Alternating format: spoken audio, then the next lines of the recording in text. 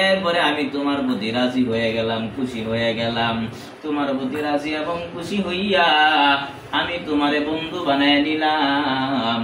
আর বন্ধু বানায় নেওয়ার পর যখন তুমি দুনিয়ার সমস্ত মায়া ত্যাগ করে আমার ডাকে সাড়া দিয়া তুমি যখন কবরের বাসিন্দা হয়ে গেলা, আমি কবরটাকে তোমার প্রশস্ত বানায় দিলাম।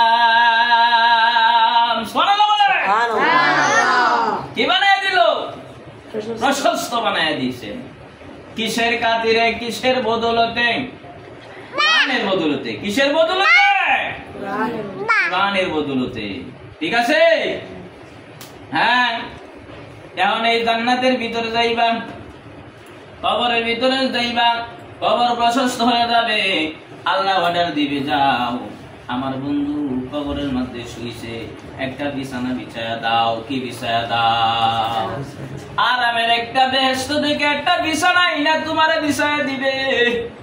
তুমি এই বিছানার ভিতরে কালি শুইবা মাত্র এমন ঘুম চলে আসবে, এক ঘুমে হাজার হাজার কোটি কোটি বছর চলিয়া যাবে। যেদিন তোমার এই দুনিয়া ধ্বংস হবে, সেদিন তুমি ঘুম থেকে উঠবা, উঠার পরে দেখবা হাসরের ময়দান কায়াম হয়ে গেছে।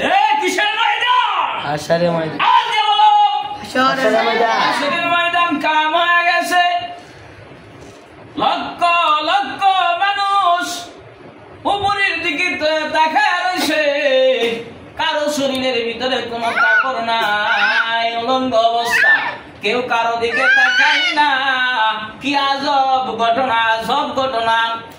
কেউ কারো দিকে তাকাই না, শুধু উপরের দিকে তাকায় রয়েছে। আর একটা আওয়াজ আসতেছে, খালি ইয়া নাফসি ইয়া নাফসি ইয়া নাফসি। আবার দেখা যায় 12টা সূর্য অর্ধ হাত মাথার উপরে চলে আসছে, 12 সূর্যের তাপ দেওয়া শুরু হয়ে গেছে। মাথার মগজগুলা টাস টাস করিয়া ফাটিয়া গেছে। এখন সবাই চিল্লা চিল্লি শুরু হয়ে গেছে। ও বন্ধু, ওই দিন আল্লাহ পাক রব্বুল আলামিন এই কঠিন মুসিবতের দিন তোমাকে আল্লাহর আরশের ছায়ার নিচে সুন্দর কইরা বসায়া রাখবে। মাথার ভিতরে নূরের টুপি থাকবে, মা বাবার মাথার উপরে নূরের টুপি থাকবে। ও বাজান হাফেজরা, 6666 তারার উপরে ওইটা বৈশা থাকবে, ট্যাং লড়াবে। কথা বুঝছেন নি? জি। এরপরে আল্লাহ পাক রব্বুল আলামিন মিজানের পাল্লা ওজন দিবে, ডান হাতে আমলনামা দিয়া জান্নাতের ভিতরে তোমারে প্রবেশ করায়া দিবে। জান্নাত এমন জান্নাত নয়, সবচাইতে বড়, সবচাইতে আরামদায়ক, সবচাইতে মজার জান্নাত হলো জান্নাতুল ফিরদাউস। জান্নাতুল ফিরদাউসের মেহমান বানায় তোমারে পাঠায়া দিবে। এরপরেই তো তোমার সমস্ত নাজ নিয়ামত শুরু হয়ে যাবে। ওখানে যায় যখন তুমি বলবা আল্লাহ কালা বোনা খাইতাম দুনিয়াতে, ওই যে কোন দিন এইদিকে চাদরের এইদিকে যায় কালা বোনা খাইতাম, কি মজাই না লাগতো যদি কালা বোনা পাইতাম। আল্লাহ কয় বন্ধু কালা বোনার চিন্তা করিস না, মুহূর্তের ভিতরে কালা বোনা হাজির সামনে। তুমি হাত দিয়া দরবার চাইবা, বলবে আল্লাহ বলবে বন্ধু হাত দিয়া ধইরো না, তোমার কষ্ট হবে। তোমার যদি কষ্ট হইতে আমি কষ্ট পাই, সুতরাং তোমার হাত দিয়া ধরা লাগবে না, চাবানি লাগবে না, অটোমেটিক তোমার মুখের ভিতরে চলে যাবে। আর তুমি খাইবা, স্বাদ অনুভব করবা, তৃপ্তি পাইবা।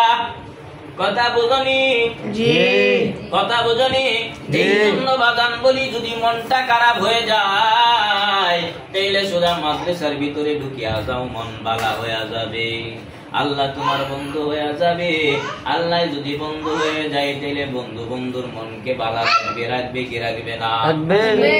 আর যদি মনটা খারাপ থাকে, যদি মাদ্রাসায় না আইসা তুমি অন্যদিকে চলে যাও, তাইলে শয়তান তোমার বন্ধু হয়ে যাবে।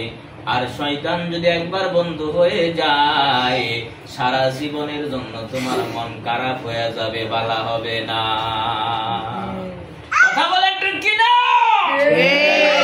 আওয়াজ নাই? এখন বলেন কোনটা ভালো? মাদ্রাসা আসা ভালো? জি। না মাদ্রাসার গেট থেকে পলানো ভালো? না। এই জন্যই বলছি বাবারা, তোমাদেরকে বলি, যখন মনটা খারাপ হয়ে যায় মনটা ভালো না থাকে তখন মাদ্রাসায় চলে আসো, বন্ধু বান্ধবের সাথে একটু বসো, একটু মজা করো, একটা উস্তাদের কাছে বসো, উস্তাদের সাথে বসে একটা আলাপ আলোচনা করো, মনটা দেখবে একদম ফ্রেশ হয়ে যাবে। আবেদন পানির মতো মন ফ্রেশ হয়ে যাবে। তাহলে আমরা কি এই কাজটা করতে রাজি আছি তো ইনশাআল্লাহ? ইনশাআল্লাহ। তাহলে এটা মনে রাখতে হবে যে উস্তাদ যে ওয়াজটা করছেন, আমাদেরকে বুঝাইছেন, এটা আমল করতে হবে। হবে কিনা? জি।